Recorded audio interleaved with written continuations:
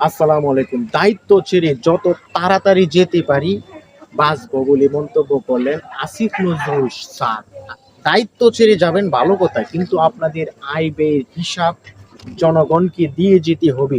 যত তাড়াতাড়ি দায়িত্ব ছেড়ে চলে যেতে চান সেখান দিয়ে আপনারা বেঁচে যাবেন, সেটা বলে কিন্তু পার পাওয়া যাবে না। আপনারা দীর্ঘ 15 মাস কিংবা 1.5 বছর আপনারা দায়িত্ব পালন করেছেন কিংবা করতেছেন। এই অবস্থায় আপনারা যখন ক্ষমতার মেয়াদ শেষ হবে, আপনাদের স্বচ্ছতা জবাবদিহিতা জনগণের সামনে পেশ করে যাবেন বলে আমরা প্রত্যাশা করি।